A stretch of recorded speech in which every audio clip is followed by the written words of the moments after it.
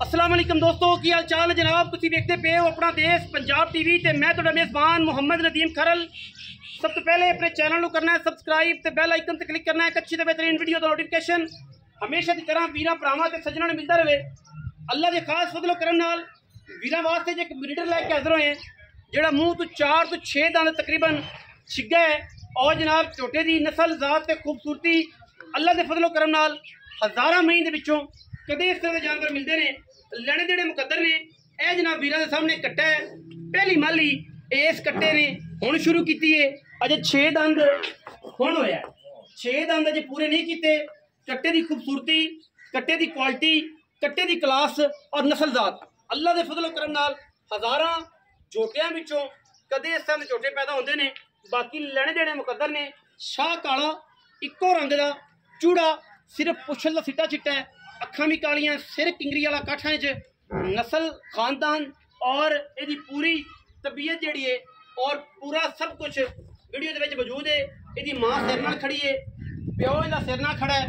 कट्टे की खानदानी तो वेखनी है, केडा सील है, केडा सऊ है और थम्मा वर्गे झुट कट्टे नूं पैर ने।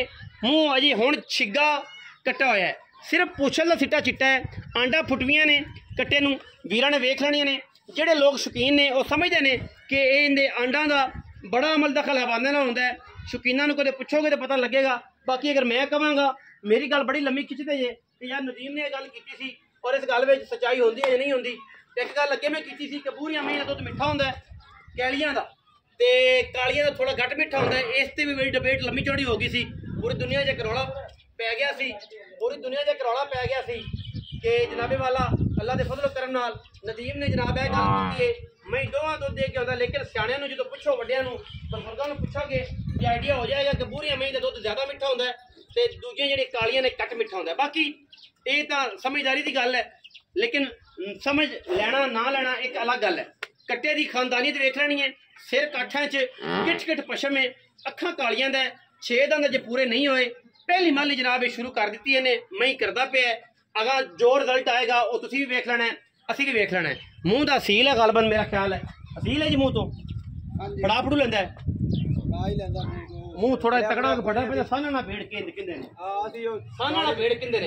एक कट्टा जी, कट्टे की मूतरी, कट्टे की तुन्नी कौड़ी हर पासों ये जोटे नूं तुसीं नज़र मारनी है। अल्लाह के फजलो करम नाल जमाने दे विच कदे ये जानवर नीली ते बहुत घट पैदा होंदे ने। बाकी लैणे देणे मुकद्दर ने।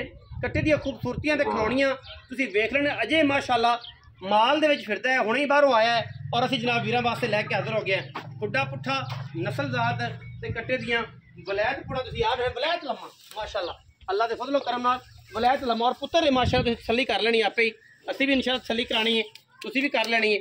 हर एंगल तो पूरी पद्धर कंड अजे छिग्गा होया, पहली माली कर रहा है और इंशाअल्लाह उन्हां दोस्तां वास्ते जिहड़े दोस्त चाहते हैं कि नीली का खूबसूरत ब्रीडर होवे ते रेट भी माकूल होवे। बाकी तो हर फुल की अपनी खुशबू है।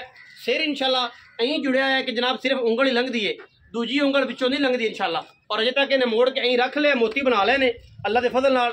और माशाअल्लाह पुत्र है, इन कोई अजा वादा घाटा नहीं, डरन डुरन की कोई लोड़ नहीं, भावें दे उत्ते चढ़े फिरो। लेकिन यह है कि इंशाअल्लाह प्यार का जानवर होंदा है।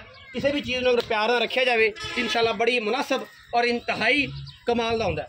बाकी असी जनाब कोशिश करने हैं कि जनाब इहदा प्यो भी तुहानूं दूरों विखा दईए। जो झोटे आपस भिड़ते हैं जी मजबूरी की वजह तो झोटा विख रहे हैं, लेकिन यह है कि वह झोटा इसका प्यो मौके पर खड़ा है। विखाना बिल्कुल असीं अच्छा समझने जरूर समझने कि विखाइए। यह जनाब झोटा इसका प्यो है, तीजी माली झोटा या चौथी माली है। जो तीजी कंफर्म है मालक को पुछ लेना, कोल ही खड़ा है, माँ भी आंदी है नाल खड़ी है। ਜਿਹੜੇ ਵੀਰ ਨੇ तसली करनी हो आके मौके पर 2 टाइम 3 टाइम इन्हूं रह के तसली नाल अखां दे विच जदों कहंदा नक्श हो जाण उदों पूरी तसली करनी है। बिल्कुल नाल माँ खड़ी है, नाल उपरा जोटा इहदा प्यो खड़ा है, तसली करनी है। हर बॉडी तो स्ट्रक्चर तो हर पासों पूरा है माशाअल्लाह। यह जो झोटे नीली तो बहुत घट पैदा होंदे ने, ये आपस भिड़ते हैं। जिहड़ी वजह तो उन्होंने सानूं सद्दिया है कि यार एक काटू तो इत्थे कसाई भी लै जाणगे, काटू तो कसाई भी लै जाणगे। लेकिन किसी के घर जाए कोई मई चंगियां बढ़न, किसी दे कोई बंदा दुआ दे। बाकी यह मझ ये तसली करवानी की कुंडी खोलो सकी